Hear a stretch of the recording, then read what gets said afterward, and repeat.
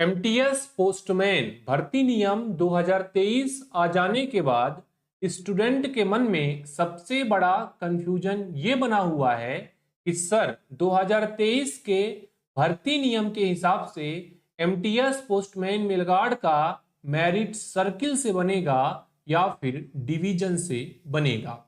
आज की वीडियो में हम बात करने वाले हैं कि आगे आने वाले वर्षों में होने वाले विभागीय परीक्षा के लिए एमटीएस पोस्टमैन मेलगार्ड के लिए मेरिट सर्किल से बनेगा या फिर डिवीजन से बनेगा। नमस्ते दोस्तों, जीपी ऑनलाइन क्लासेस में आप सभी का एक बार पुनः स्वागत है। इस वीडियो को स्टार्ट करें उसके पहले एक महत्वपूर्ण जानकारी। अगर आप 2024 में विभागीय परीक्षा postal assistant, sorting assistant, postman mail guard, multitasking staff देने जा रहे हैं तो जीपी ऑनलाइन क्लासेस का नया बैच जो कि 15 अक्टूबर से शुरू होने जा रहा है, अगर आप उस बैच पर ज्वाइन होना चाहते हैं, आप एलडीसी एस्पिरेंट हैं, तो इस नंबर पर हमें संपर्क करके उस बैच को ज्वाइन कर लीजिएगा। नंबर है 7610685690 पर।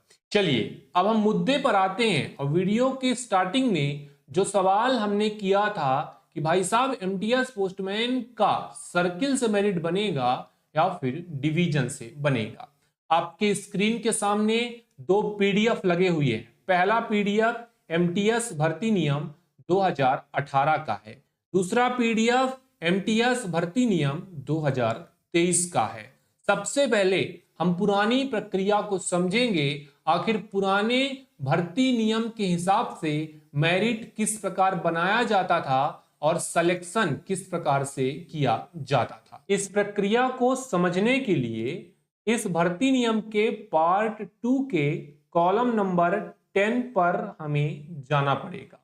पार्ट 2 के कॉलम नंबर 10 को आप ध्यान रखिएगा, क्योंकि जब मैं आपको एमटीएस भर्ती नियम 2023 बताऊंगा तो पार्ट 2 का कॉलम नंबर 10 आपको ध्यान में दिलाऊंगा। ध्यान रखिएगा, इंपॉर्टेंट ये कॉलम है और इसी कॉलम के तहत पूरी प्रक्रिया बदल चुकी है। यहाँ पर जो प्रोसेस बताया गया है वो डिपार्टमेंटल एग्जाम के लिए बताया गया है। पहले का जो वैकेंसी कोटा किस प्रकार से होता था, 50% सीनियरिटी कम फिटनेस बेसिस के लिए, 25% आपका एग्जाम के बेस पे, 25% आपका कैजुअल लेबर के बेस पे होता। ध्यान से इन सारे पॉइंट को समझने का प्रयास करिएगा। 3 पॉइंट आपको बताने वाला हूं इस कॉलम में। पॉइंट नंबर 1, पॉइंट नंबर 2 और पॉइंट नंबर 3 के बारे में समझाने वाला हूं। पॉइंट नंबर 1 में क्या दिया है, सीनियरिटी कम फिटनेस बेसिस पे जीडीएस को प्रमोशन दिया जाता था। अगर वो प्रमोशन नहीं होता था तो उसकी वैकेंसी एग्जाम के बेस पे, मतलब एलडीसी एग्जाम के लिए जो कोटा था 25% का, उस पे जोड़ दिया जाता था। समझने वाली बात इंपॉर्टेंट यही है कि जो 50% का कोटा सीनियरिटी कम फिटनेस बेसिस पे दिया जाता था वो डिवीजन के लेवल पर दिया जाता था। उसका रिक्रूटिंग अथॉरिटी डिवीजन होता था, मतलब उसी डिवीजन के जीडीएस को सीनियरिटी कम फिटनेस बेसिस के लिए प्रमोट किया जाता था।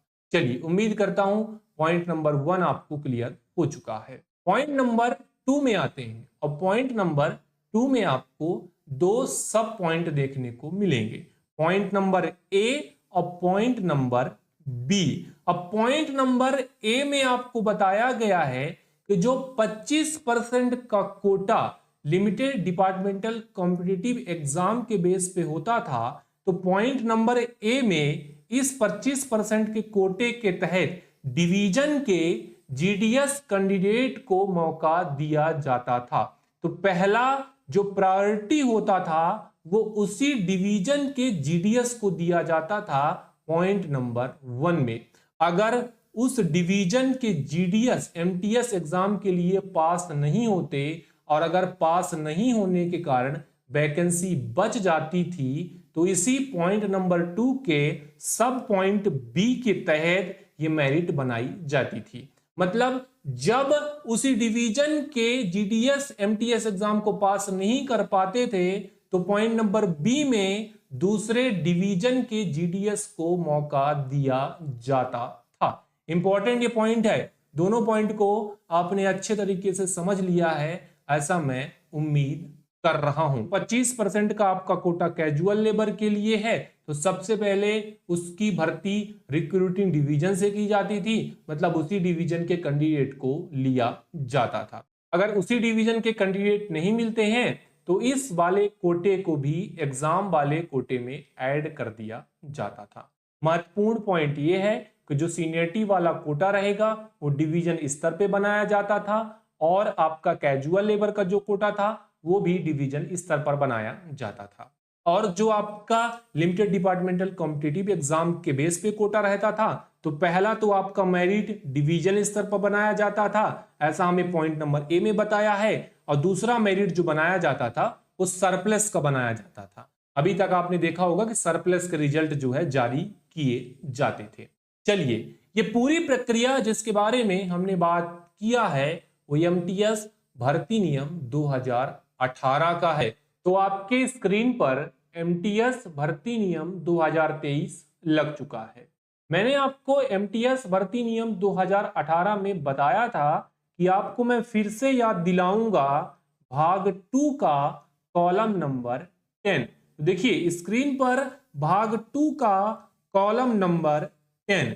अब यहां पर हमें यह बताया है कि भाग 2 के कॉलम नंबर 10 के अधीन point number 1, point number 2, point number 3 और उससे संबंधित प्रविष्टियों के स्थान पर निम्नलिखित प्रविष्टियां प्रतिस्थापित की जाएंगी।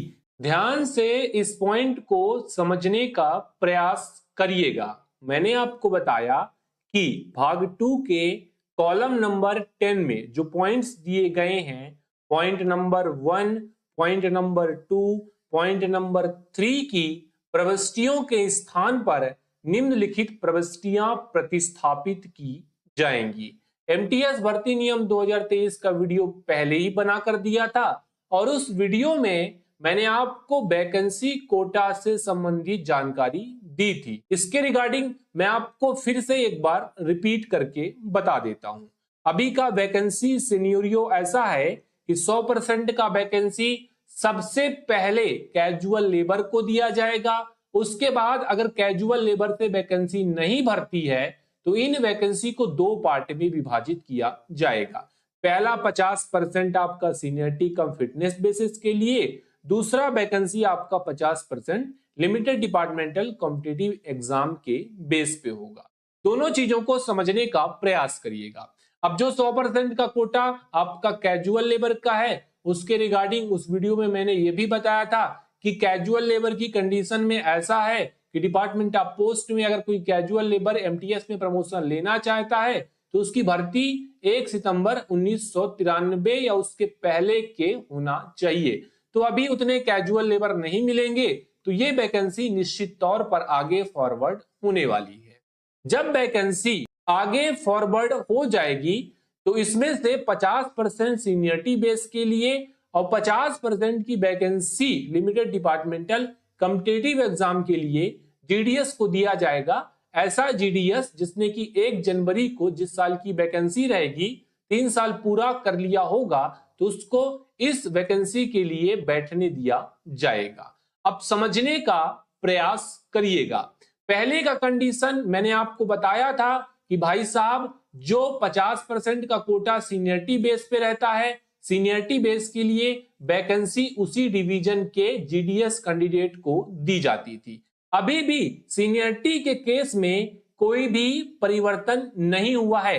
पॉइंट को अगर आप ध्यान से समझने का प्रयास करेंगे तो कंडीशन ये है कि जो 50% का सीनियरिटी कम फिटनेस बेसिस पर वैकेंसी दिया जाएगा वो उसी डिवीजन के जीडीएस कैंडिडेट को दिया जाएगा।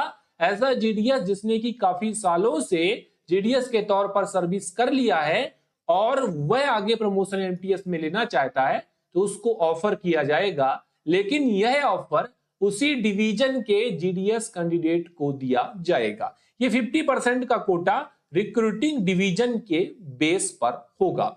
आगे हमारा पॉइंट नंबर बी है। कहने का मतलब है पॉइंट 2 के सब पॉइंट बी के बारे में चर्चा कर लेते हैं। 50% का कोटा जो कि लिमिटेड डिपार्टमेंटल कॉम्पिटिटिव एग्जाम के बेस पर जीडीएस के लिए होने वाला है। पहले का सिनेरियो देख लेते हैं। पहले का सिनेरियो क्या होता था, 25% का कोटा आपका लिमिटेड डिपार्टमेंटल कॉम्पिटिटिव एग्जाम के बेस पे होता था।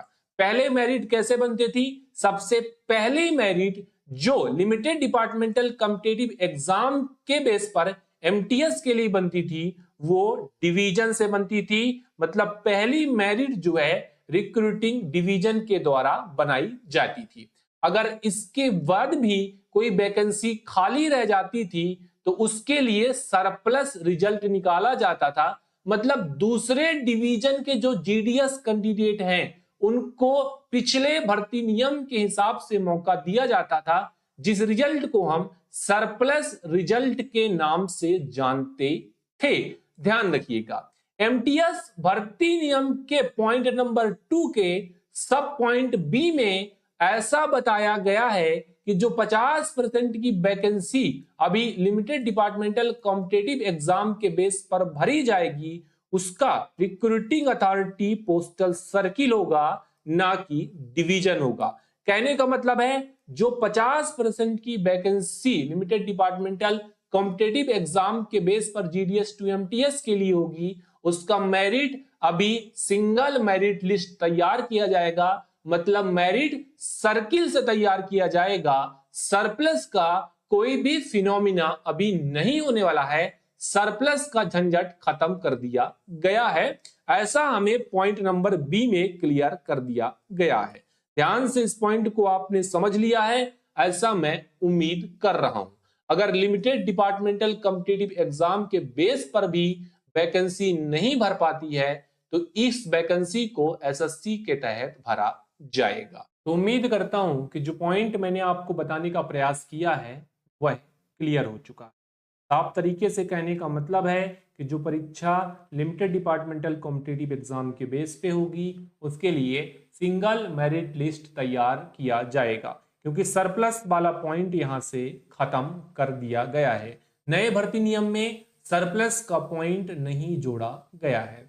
इसी प्रकार की प्रक्रिया पोस्टमैन मेलगार्ड के भर्ती नियम में भी की गई है। पोस्टमैन मेलगार्ड के भर्ती नियम संबंधित वीडियो मैंने दिया था और उसके बारे में पूरी जानकारी दी थी। लेकिन यहां पर भी आपको देखने का जरूरत है कि जो 50% का कोटा है आपका कॉम्पिटिटिव एग्जाम के बेस पे जीडीएस के लिए होता है, जो कि जीडीएस 5 साल का सर्विस पूरा कर लिया है, जिस साल की वह वैकेंसी है उसके 1 जनवरी को वह वैकेंसी भी अभी पोस्टल सर्किल से ली जाएगी। उसका रिक्रूटिंग अथॉरिटी पोस्टल सर्किल होगा, उसका मेरिट सर्किल से तैयार किया जाएगा। तो सरप्लस का झंझट खत्म कर दिया गया है। सरप्लस को अभी खत्म कर दिया गया है, हमने आपको प्रूफ के माध्यम से बता दिया है। उम्मीद करता हूं कि पॉइंट दोनों एमटीएस का मेरिट सर्किल से बनेगा, पोस्टमैन का मेरिट सर्किल से बनेगा, ये क्लियर हो चुका है। अभी भी किसी पॉइंट में कोई समस्या है, वीडियो में आपको कोई पॉइंट समझ में नहीं आया, कमेंट बॉक्स खाली है, वहां पर जाकर डाल दीजिएगा। चलिए, वीडियो अच्छा लगा है लाइक कर दीजिएगा, चैनल को सब्सक्राइब नहीं किया है, विभागीय परीक्षा के एस्पिरेंट हैं, किसी भी एलडीसी एग्जाम का तैयारी कर रहे हैं, चैनल को सब्सक्राइब कर लीजिएगा सबसे तेज अपडेट पाने के लिए। जुड़ने के लिए सभी का धन्यवाद।